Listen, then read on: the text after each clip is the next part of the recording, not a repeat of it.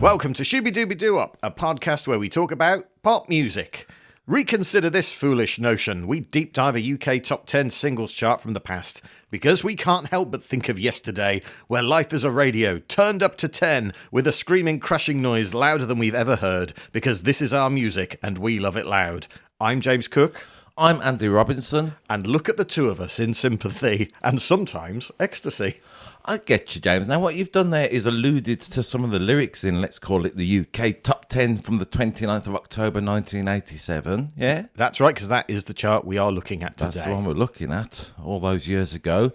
I didn't recognise any of the lyrics it gave us. Spoilers out. Quite like this. This is interesting. What were you doing around this time of 29th of October 1987? I was 10 years old. I was in top juniors. My memory of late primary school was that it was great. Cool. What about you? James, I was around 17, 18 years old, something like that, and I was unemployed. Oh. I mean, I was flirting and occasionally heavy petting with a form of independence like you do when you're 17, 18. But I can't remember anything about this time, really. And maybe that's why I can't remember any of the lyrics you just alluded to. It doesn't matter. Tell us what was going on. In a nerdy technical way, the charts had recently moved from being announced on a Tuesday to the Sunday night to coincide with Radio 1's chart show. And Radio 1 was about to turn on its first FM transmitter. Wow. So until this point, all pop music had been medium wave only. That's surprising, isn't it? Yeah, as late as this. Well, in a technical parallel world, we're going to say, I found a Tomorrow's World television programme from October 1987, close enough, yeah. And they were predicting what they called it, the Girl of Tomorrow. She had no hair, but she had a nylon wig, which they claimed you could wipe with cloth. She was wearing a paper shirt, a plastic jacket and skirt, and her earrings, James, were also little mini transistor radios, which in today's world of AirPods and little earpods.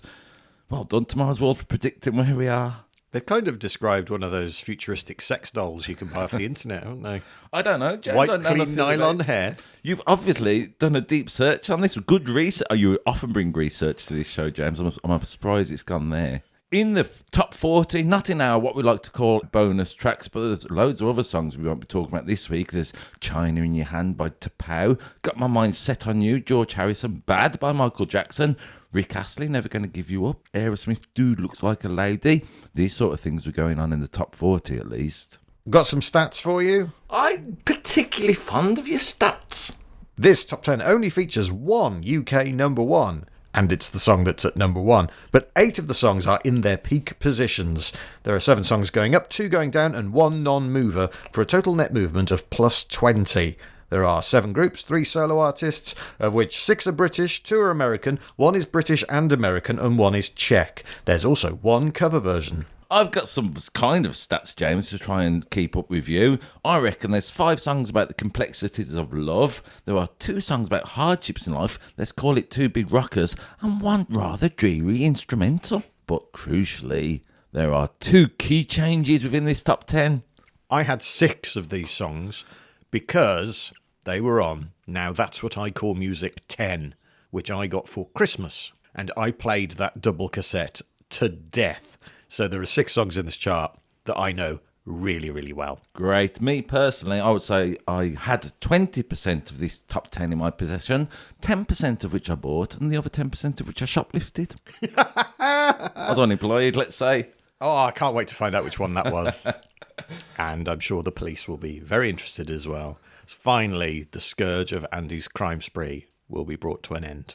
As usual, you can listen to this week's top 10 in our Spotify and YouTube playlist. Always recommend you listening to these songs either before, during or after this podcast. Not only will it make what we're going on about clearer, it's a little bit of music in your life. There's also another half a dozen songs on our playlist that are in the top 100 on the 29th of October 1987, but never get to be top 10 songs. And we'll get into them in our special bonus tracks podcast, featuring Terence Trent D'Arby, the Sugar Cubes, the Eurythmics being properly bonkers, and the Welsh U2. And the Eurythmics are being properly bonkers, but you can join our Patreon community for free. The bonus track podcast costs less than a boglin a month. Now you give me these. Say, what's a boglin? A boglin was was like a little gonky gremlin puppet thing with boggly eyes that was all the rage amongst the kids in 1987. Great boggling facts. There's so little time, so let's walk the dinosaur. Number 10. Up 2 to 10. Walk the Dinosaur by Was, brackets, not was, close brackets. Now, for years, I thought it was not was. Yeah. Or was not was. I thought the wases were pronounced differently. Oh, I always thought it was like was, not was, because you would read it as was, W-A-S. It's Don Was, All right. the guy who's in Was, not was. This is so confusing. Let's just call them different things for the duration of talking about this stupid Well, what we record. could do is we could use their actual surnames of the two guys. Go on. Fagenson, not Weiss. We Okay. could call it that. Okay. Because that is who they are. I'm going to call them was, not was. Let's move on. Do you know where the name comes from? Nope. It's because apparently his kid, when his kid was a toddler, would like point at things and go like cat, and then point at something else and go not cat, and dog, not dog, and that's where they get was, not was from. This might be the only time we talk about this band. I think this is the only top 10 they've ever had. So despite this being a little bit on the door side, let's say, while me and James are kicking this round the grass, we'll never get a chance to talk about it again. Or maybe round the grass. Or maybe round the grass. Grass, not grass. So, Walking the Dinosaur. This was 10% of which I didn't shoplift. This is 10. I bought this single. Yeah? Yeah. Why? What appealed to you about it at the time? At the time, I thought it was groovy. Now, I've got a friend called Graham James. Graham James. No, just Graham. Right. Graham, not Graham. And he came around my house the other day. And I was sort of delighted to see him for a bit. I thought, I remember you. You're great. After a bit, he was really getting on my nerves. I was thinking, what did I ever see in you? A little bit this week. That's my experience with the Was Not Was record. I bought it. I liked it at the time. It was a bit annoying to me this week. It was A annoying. little bit, I have to say. Why? I felt it was a bit lumpen. The production was annoying. I mean, it's that thing in that beginning. Let's talk about the song. Boom, boom, akka, boom. I loved that at the time. I thought it was a great intro. This week, in this point of my life, just irritated me slightly. It was a hit here in the UK, and then 2 years later, it would become Was Not Was's only top 10 hit in America. Because we are ahead of our time, Yeah. or we'll take any old rubbish. I don't know what. Like I say, I'm slagging this record off. I bought it. It's all right, isn't it? Now, there's some good comments on YouTube, which I sort of agreed with. Taikamuna in the YouTube comments says it's 3 a.m. Why am I here? Yeah, we've all thought that. Which I kind of agree with. Part of it, James, isn't it? Especially when you're recalling your own life, which doing this program, you can't help but do that sometimes. I almost prefer doing ones we weren't alive in because it makes me less nostalgic. But anyway, let's describe the sound of it if we can. It's a funk record, isn't it? How funky it is up to the ear of the beholder, I guess. It's not the most funky funk record, No. is it? It's a mainstream funk record about dinosaurs. I'm not sure what it's about. Let's dig into the lyrics. I know what it's about. Oh, go on. Do you want me to tell you? Because I know sometimes you don't like me to tell you what it's about. I don't like it because sometimes I think it's good to... Yeah, but absolutely, I want you to tell me. So Was and Not Was, they wrote it along with Randy Jacobs, the funk guitarist. And he said that this song is about nuclear Armageddon. Okay, He all says right. it became a dance anthem because of the video. All of a sudden, it was like do the mashed potato or the twist, but it's about nuclear war. And the clue is in one of the last verses. A shadow from the sky, much too big to be a bird. A screaming, crashing noise, louder than I've ever heard. It looked like two big silver trees that somehow learned to soar. That's the mushroom cloud in it. Suddenly a summer breeze and a mighty lion's roar. Okay. And so, Walk the Dinosaur is all about being bombed back to the caveman days. Delivered in, let's call it, a catchy, hooky as hell way. What's that weird bit in the middle that I never heard until this week, even though I played it and bought it as a single. Yeah, there's like a spoken bit, isn't there? Yeah, what's going on there, do you reckon? One night I dreamed of New York, you and I roasting blue pork in the Statue of Liberty's torch. Elvis landed in a rocket ship, healed a couple of lepers and disappeared, but where was his beard? Pretty good, whatever it's about. It's like, did Ted Rogers write that from 321? 1987, so maybe. Yeah. He's going to go, actually, we mentioned Elvis's beard. Well, that refers to. Yeah. You were dreaming of New York. Could be a holiday. It could be a holiday anywhere you like. Doesn't have to be New York. You were roasting blue pork in the Statue of Liberty's torch. Now a torch, of course, lights up, illuminates things, doesn't it? So we're having blah, blah, blah. If you're of a certain age, then you might have enjoyed that. If you're of another age, you'll have no clue what we're going on about. One of the lyrics that interest me, I felt a little tired, so I watched Miami Vice. Yeah. Little spoiler for what's coming up. Yeah, reference to another song that's coming up in this top 10. I was looking on YouTube. Now, there was a lot of argument. I thought you'd dig into this, James, knowing you the way I do. The opening line. Boom, boom, laka, laka, laka, boom. No, not that one. Oh. It was a night like this 40 million years ago. Then people got into the complexities of whether the dinosaurs existed 40 million years ago and saying they're there, let's call it time-based error. They were gone by then. Yeah. But I would argue that was and not was are musicians, not paleontologists. That is they true. should have called the band that. And from my point of view of the dinosaurs, I because of my deep religious beliefs, I don't think they existed anyway. So Yeah. the point is moot. Aka laka laka oot. Obviously, with the reference, it does feature in the Flintstones movie. And Queen Latifah also does a cover of it in the movie Ice Age, Dawn of the Dinosaur. If you've got a film where someone has a dinosaur that is walking, this is coming up. It's very on the nose. What would you play if you saw some Argentinians crying? What did you think of the actual dance, the Do the Dinosaur dance? Always like a stupid dance. A Yeah. little bit like a Walk Like an Egyptian by the Bangles, it reminded me of. But the video, is a big hit all over MTV. And as a result, Was Not Was ended up on the 1989 Club MTV tour, which also featured Paula Abdul, Tone Loc, Yeah. and Milli Vanilli. Good bill. And this was the tour where Milli Vanilli's backing track kept breaking down Ah. and they were revealed. I remember watching Last Resort, Jonathan Ross, and Was Not Was were announced as going to be on that programme. And so I tuned in. Imagine this, kids, you would wait around for 3 days to watch a band playing on the television. And if you didn't see it, gone. You never saw it. Except you can see it now. But anyway, Yeah, you'd have to wait 30 years for YouTube to be invented. so in 1987, let's say I was hanging around for a few days waiting to watch Was Not Was on Last Resort. And they had this comic on I'd never seen before, Steve Martin.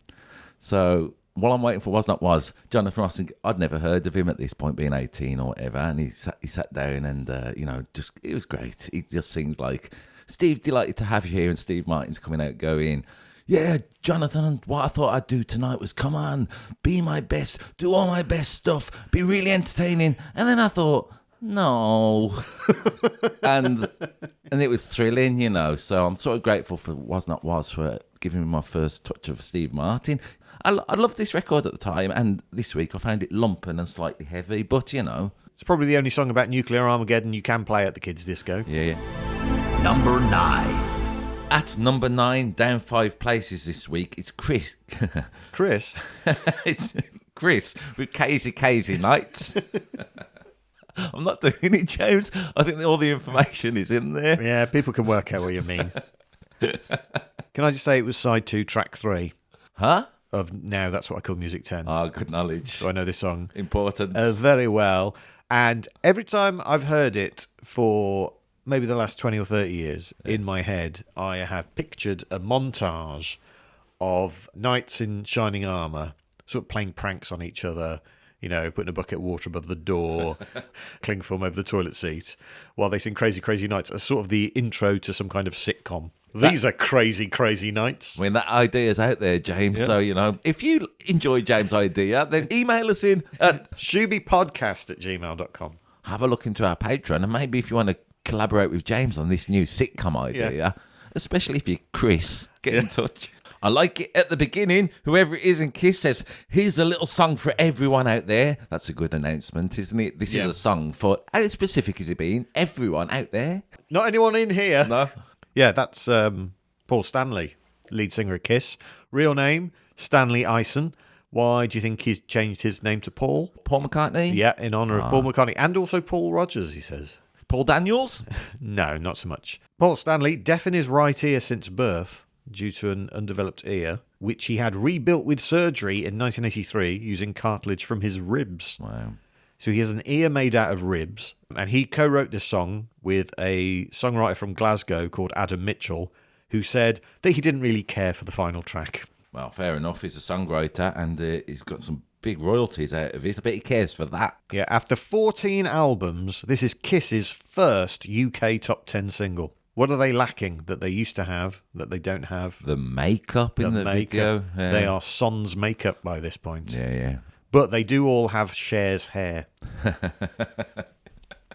They really do. They're Cher and Cher hair alikes. Now, there's 2 records coming up, isn't there, that I'm going to say are more keyboard duos. As a aspiring musician, when Kiss are playing, even though I don't particularly like this song, you can't help but get the guitar and see how the riffage, what they're doing. It sort of makes me think that with other artists who are coming up, like people don't really practice standing behind a keyboard looking grumpy, do they? And yet that's a part of pop music too. I think that about people like Westlife and Boyzone. People who are into them, I reckon, just would have practiced sitting on a stool and standing up. These are all the, let's call it the aspirational things, but I'm not going to play it, which you'll be delighted. It's such a simple flip the devil horns, rock out. It's a call to arms for Kiss fans, isn't it? Yeah, and it's kind of, it's us against the world type vibe, isn't it? Yeah. They try to tell us we don't belong, but that's all right, we're millions strong. Well, then you do belong, don't you? Because you've got millions. Yeah, I mean, it's a rock and roll idea of let's go and see Kiss and have a crazy, crazy, crazy, crazy night. And part of the idea, I saw Kiss once. I mean, if being almost force-fed buying their USB stick of the concert they've just done for £50 is a crazy, crazy, crazy night, then I certainly had one.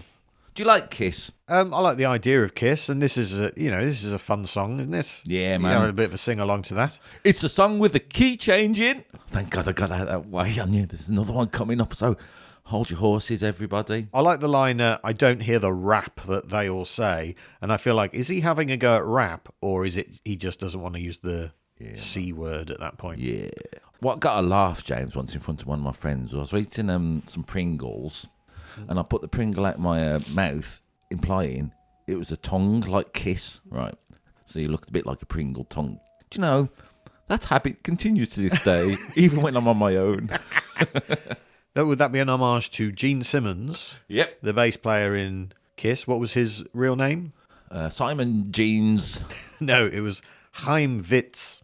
Really? Yes, born in Haifa, Israel. Really? Yes, he changed his name in honour of Jumpin' Gene Simmons. Who was? That rings a bell. Well, he's either a rock and roll singer or some kind of long jumper, I think. Yeah.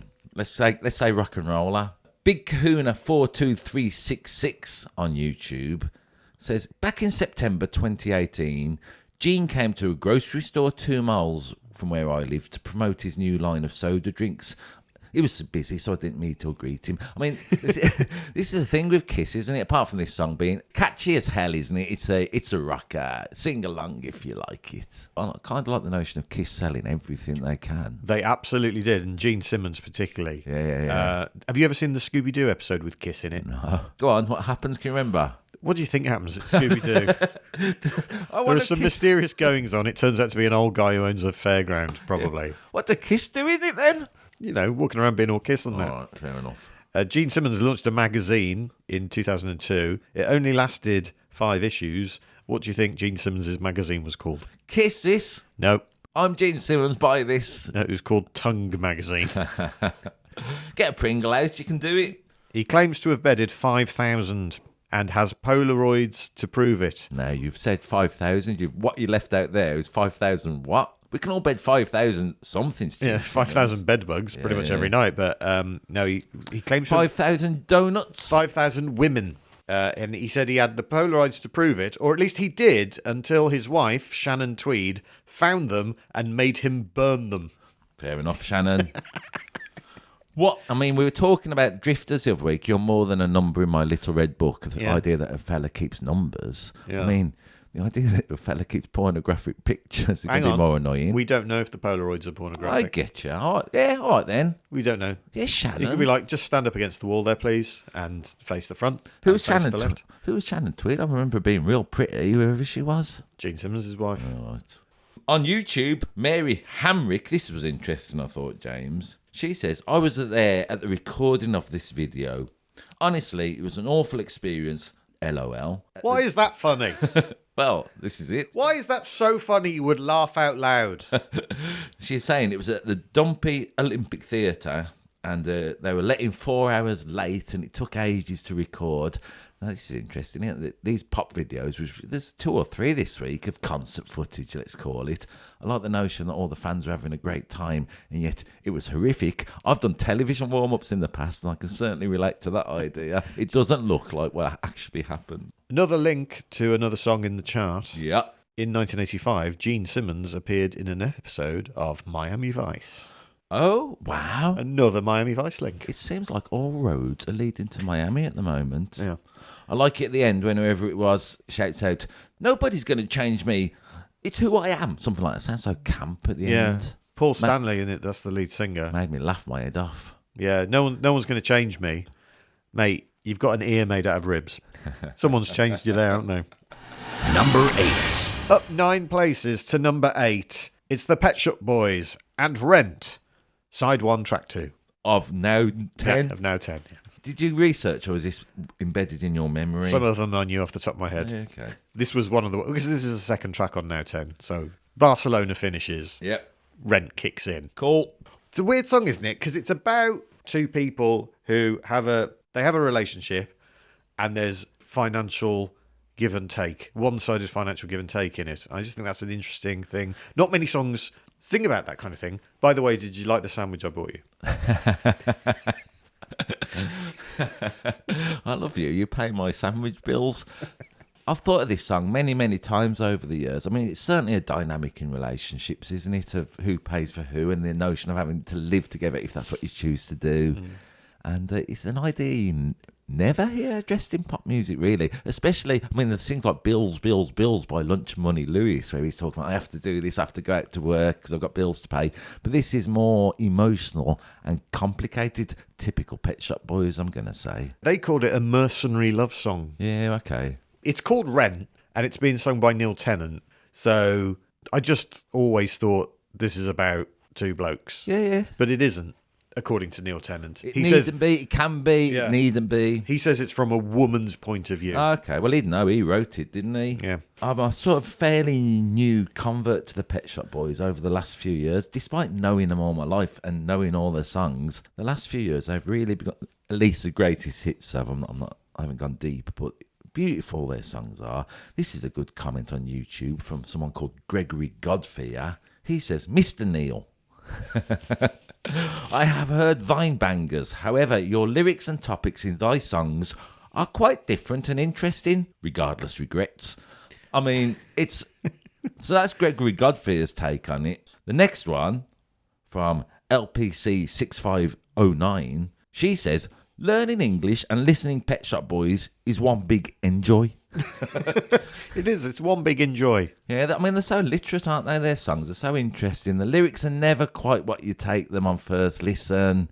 Rent would be one of these. It's a fascinating little song, especially as someone unemployed in the 80s. It's got that kind of politics as a backdrop as well, hasn't it, I think? Did you listen to this at the time thinking, my problems could be solved, all I need to do is find a sugar daddy or a sugar mummy? They'd pay my rent. Not the sugar daddy or sugar mummy aspect of it, but I was certainly looking, I mean, I'll talk about this later, but I was certainly looking for places to live whilst I wasn't earning. I'll talk about that later. I had a right touch of luck. Intriguing. Also, on YouTube, Russell Burt Williams has put, "I'm here because your mom pays my rent." Good slam. There's some really interesting turns of phrase in the song. You know, you buy me things, I love it. I never want anything, it's easy, you buy whatever I need. And then there's the line, look at my hopes, look at my dreams, the currency we spent, I love you, you pay my rent. And you go, hang on, what was all this about the hopes and dreams? Yeah. Is there a hint of, I've given up on my hopes and dreams for the security of this relationship? Is that what this is It's in about? there, isn't it? You know, certainly this, let's call it moral ambivalence. I mean, one of my things, James, is I don't, if I don't know the words, I try not to let it stop me singing. So I find myself singing things like, you dress me up in your knickers, I give them back, they're sticky, and then I go, you bring me food, a cheese sandwich, a bit like you did today. Yeah. Diddly is a made up language, and it's because I don't want to stop singing it, but I don't want not knowing the lyrics to stop me. I think we all do that a bit, don't we? Yeah, I When we're love singing it. along. I love it. singing I along hope to a song. so. I hope so. Did you watch the video? No, I didn't actually this Oh, week. it's really interesting. There's a couple of people in the video. Margie Clark, yeah. yes, who, of course, famously sang with Half Man, Half Biscuit. Oh, okay. on the song No Regrets. I didn't know that. Someone on YouTube calls her a chip shop Marilyn, which I quite liked. That's Randy Batswinger, if you want to have a go at anybody for their... Randy What's Batswinger. his name on YouTube? And the bloke in the video is the Marquis of Bath. Really? Yeah. Okay. The guy who had the wifelets. What's the narrative of the video? What they're trying to convey? I don't want to give away spoilers, but basically there's a posh dinner party and the Marquis of Bath and Margie Clark are kind of together, and then at the end she runs away and meets Chris Lowe at a train station. Okay, cool. And she's like, I want to be with you, Chris Lowe. And who could blame her? And not from the Marquis of Bath. Yeah, What's Chris- Neil Tennant doing within this? Oh, he's the chauffeur, being all arch and that, as Yeah, you can yeah. imagine Neil Tennant. What he does being- best. I love Neil Tennant and I love Chris Lowe. They've made some great records. What let's just is say. the connection between Neil Tennant and Doctor Who? I don't know, James. David Tennant changed his name to David Tennant after Neil Tennant. Good fact. Yeah. Chris Lowe was in an episode of Neighbours Really? playing Chris Lowe. Was he? Yeah, it's a great scene. You can find it on YouTube. What's he doing? He pulls up in Ramsey Street and turns to Helen Daniels and Mad Ramsey and says like, "Hi, I'm looking for a recording studio." And they're like, "Oh, yes, we think we know where that is." And they direct him off, and he goes, "Thanks," and goes away. And then Annalise comes in, and they're like, "Oh, a bloke was just here, and I think he said he was in the Pet Shop Boys." And she's like, "Oh my God, the Pet Shop Boys were here!" And you think like, well, one of them was, and probably not the fun one. Yep. A little bit like when Status Quo turned up in Coronation Street for some reason. Do you know who directed the video? No, It was Derek Jarman. wow, Yeah. good fact. Have you seen the movie Saltburn? Yes. This is in Saltburn, isn't So it? I was reminded of in the YouTube comments. Yeah. Karaoke scene. When I watched that film and that scene came up, again, the complexity of the lyrics, because I've lived with it all my life and thought about this song, I thought it was a good choice. Murder on the Dance Floor, that Saltburn turned that into a #1 hit, rejuvenated Sophie Ellis-Bextor's career. Yeah, it didn't do it for Rent though, did it? No, not really. People found it a bit too sinister. Yes, it's a more complicated song, and you know the fella wasn't dancing around with his pants off, so maybe that would have helped. If you're gonna do a song in a film, just take your clothes off and dance around a mansion. Hear that, Disney?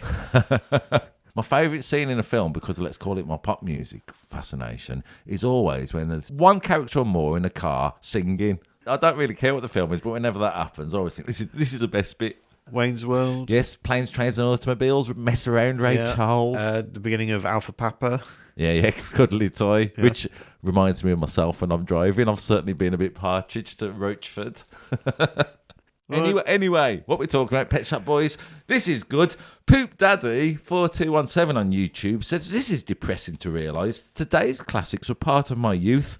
Oh well, I had my shot and I sucked the marrow from life, heading towards the bullseye with my back straight and my head held high, though it hurts a little bit and my knees creak. Much love, Pet Shop Boys.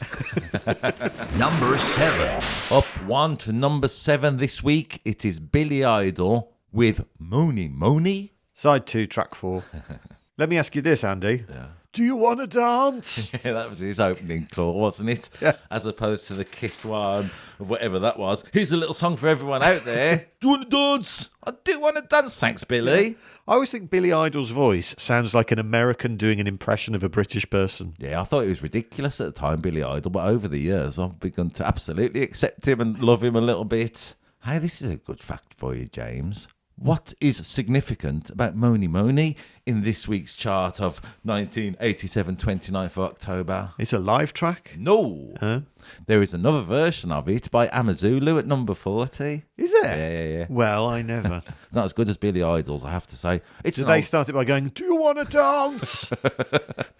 They didn't, which is maybe why it wasn't a bigger hit, because they couldn't dance to it. All right. Originally by Tommy James and the Shondells, that's a fact I know. I'm done, see you later.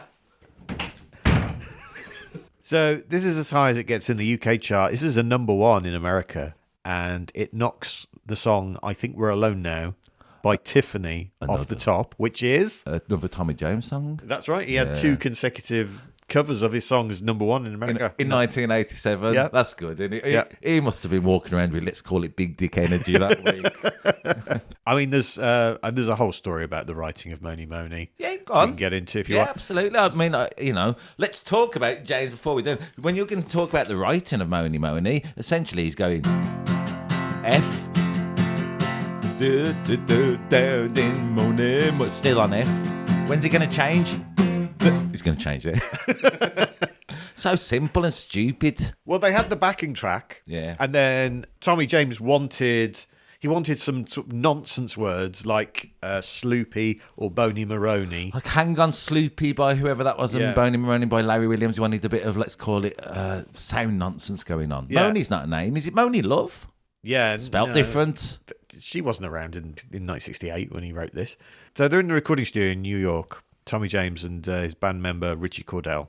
They go onto the balcony for a smoke and they look and they see 1740 Broadway, which is a building, the home of the Mutual of New York Insurance Company, where, you see where this is going? Yeah, I do. The first letters of the company name are bigger and illuminated, and it says Mony, and that's where it comes from. Cool. It's after an insurance company. He said, I've always thought that if I'd looked the other way, it might have been called Hotel Taft. Here we are going to Donnell Mill now. All that stuff. All right then, cool. So Billy Idol did a cover of it as an album track in 1981, and then this is a live version of that cover. Yes, in my little YouTube scoot around I was having a look at, there was also a studio version, not as good as the live version. I'm not It sure. really isn't as good. I'm not sure how live it is, to be fair. I think there might have been a little bit after work in the studio, but it doesn't matter. It's got his Billy Idol's long-time musical collaborator, guitarist Steve Stevens on it. He's playing great. Do you know why Billy Idol covered this song in the first place? No. Because this was the song that he lost his virginity to in the back room of a charity shop in Bromley. So, Andy, which song would you cover? All right, then. I'm going to try and answer this fairly honestly. I can tell you, I don't have an equivalent song because I am still a virgin, but I can tell you the song that was playing when I had my first kiss, Yeah, go on. which was Something Good by the Utah Saints. Cool. The song I lost my virginity to was... I can't help it, James. I think it's... Why? I don't know. I just thought it was funny. Out the gutter. Apologies to everyone listening. You apologising for everybody for listening for my shared truth? I thought we were going to get somewhere. I thought we were on the brink of a breakthrough there. All right, then. My first kiss would have been to a school disco. I can't remember what it was. About 1983, let's say, it's whatever record that. I remember kissing a pretty girl she was, and then my woodwork teacher coming up and slapping me round the head. What's for doing it? For having dirty thoughts.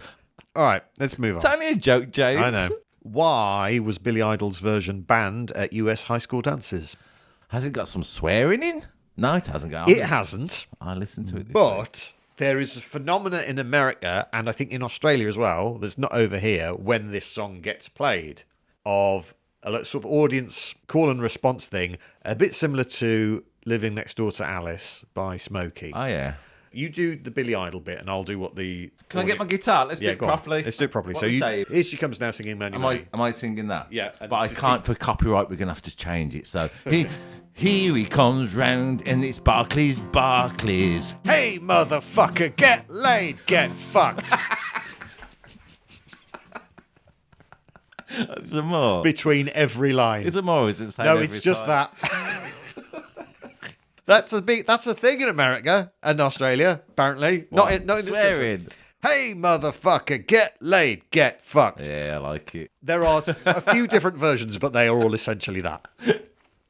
And so they stopped playing it at high school discos, because all the kids were doing. But there's videos on YouTube of people doing it at their weddings and things like that. It's really funny. I sort of love it when that happens. The football team I support, they play The Liquidator by Harry J. All-Stars. Do do do do do do do do. And it goes do do do do do do. Fuck off, Wondrous, West Brom.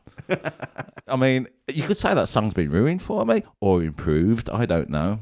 Do you remember when Billy Idol was in Miami Vice? No, No, because it never happened. It sounded so plausible, Really though, didn't does. it? I was going, I bet Billy Idol's been in Miami Vice. He hasn't. He was in something I've got a vague memory of, playing a version of himself. He once played Madman Mulligan in an episode of Horrible Histories, and he plays himself in the movie The Wedding Singer, Oh, maybe that's which is a lot better movie than people give it credit for. On YouTube, DW Coops 5390 says Billy Idol is so cool he pisses ice cubes. I like it, James. There's loads Ow. of, I mean, we've both had kidney stones, haven't we? That's not good. Number 6. Up 6 to number 6 this week. It's Erasure with The Circus. Side 4, track 2. Let's dive straight into what it's about. I'm saying it's a little bit about unemployment and feeling lost in the harsh economic realities of the late 80s. 8 years into Thatcherism, just after she's won a landslide, and the results of her economic policies on the industrial heartland manufacturing and factories in the UK and the people who work therein. Yes. It's a bit of a downer, man. Like I say, I was unemployed at the time, so I do remember singing. I think I remember it anyway. Remember seeing them sing on Pebble Mill. Yeah. Remember that programme? Lunchtime talk show. Set in the city me and James reside in, Birmingham. Always slightly rubbish, wasn't it? Pebble Mill and boring. And I remember seeing Erasure sing this song about unemployment, and it struck a chord. What with me being on the dole and all that. Everyone watching Pebble Mill was unemployed, so it's the right audience. It's a shame they couldn't afford to buy the single. Is that the one you shoplifted? No, it's coming up. Okay. But the first bit, call it new technology, and they use it to burn, and they show no concern. Work for their prosperity while the big wheels turn. It's the same today, isn't it? Increasingly, fewer and fewer people own all the stuff, and then they bring in AI to replace all of us. I mean, look at us. We're doing this podcast here. Pretty soon, someone will be able to do an AI version of this, won't they? You will own nothing and you will be happy. And also, James, I haven't told you this, but I don't really... I mean, I just type in the names of these songs into AI, and I'm just reading from my AI script at the moment, to be honest with you. So Erasure were light years ahead of their time. Do you know what song it's a bit like thematically? Yeah, go on. 9 to 5. Oh, I see. That's a quietly subversive song. Yeah, go on. Because that's all about you spend your whole life putting money in his pocket. Yeah, okay, I like it. How working is a mug's game, but what are you going to do?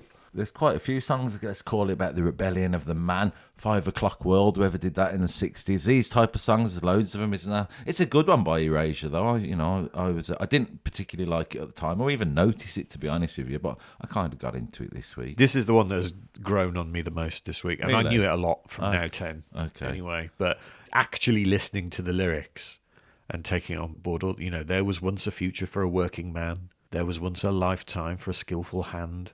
Yeah. Keep your comments to yourself.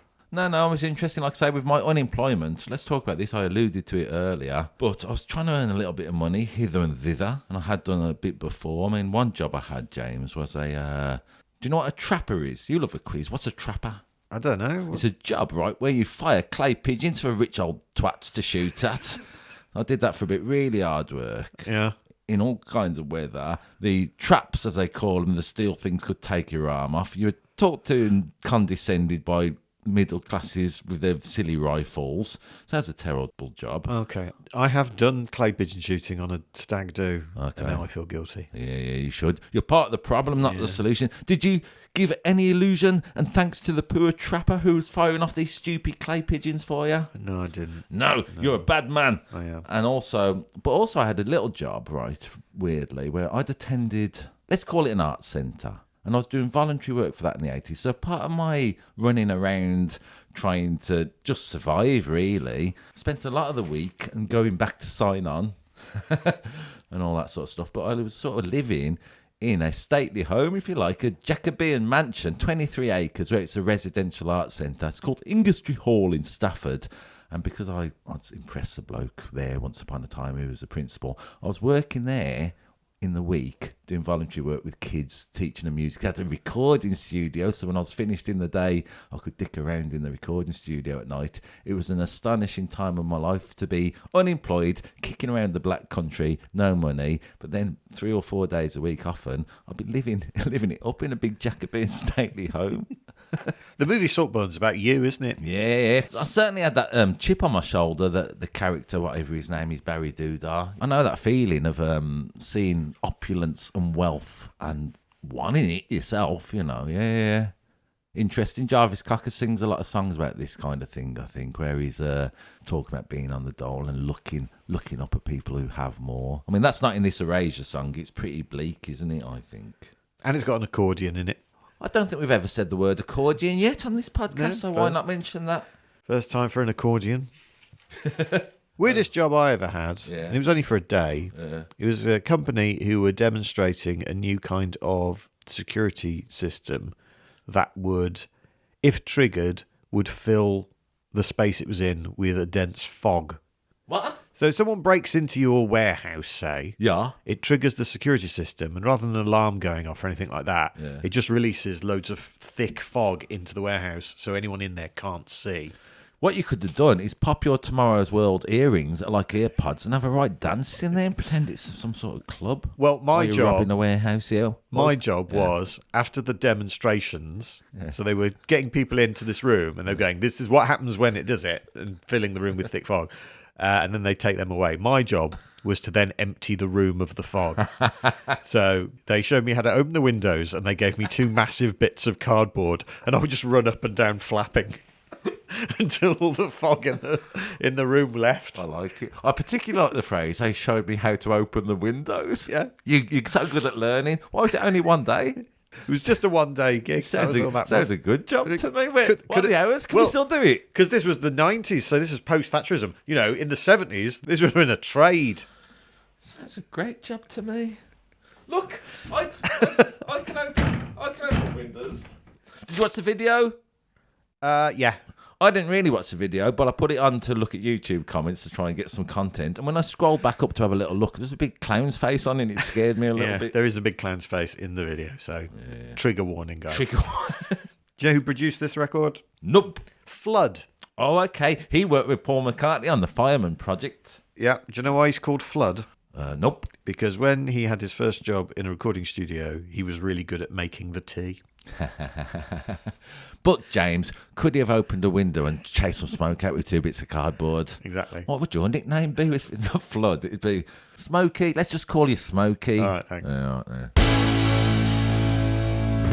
In part 2 of this week's Shooby Dooby Doo Wop, we'll be deep diving the top 5 from the 27th of October 1987, including songs from George Michael, Bananarama, and an instrumental that sounds like a corporate away day. Here is what it sounds like. This song is a great song for snow shoveling. You'll have to trust me on that. He said it's better than a dog playing the panpipes.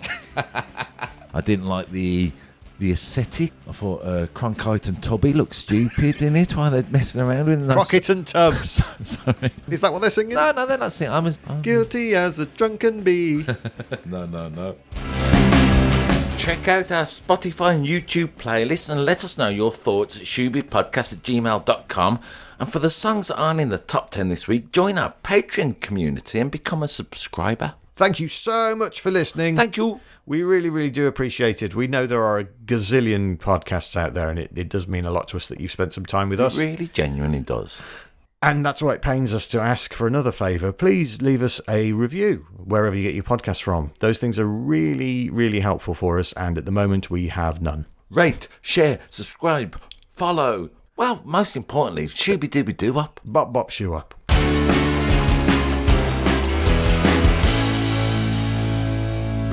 Here he comes down Kentucky Fried Chicken. Hey, motherfucker, get laid, get fucked. Thanks.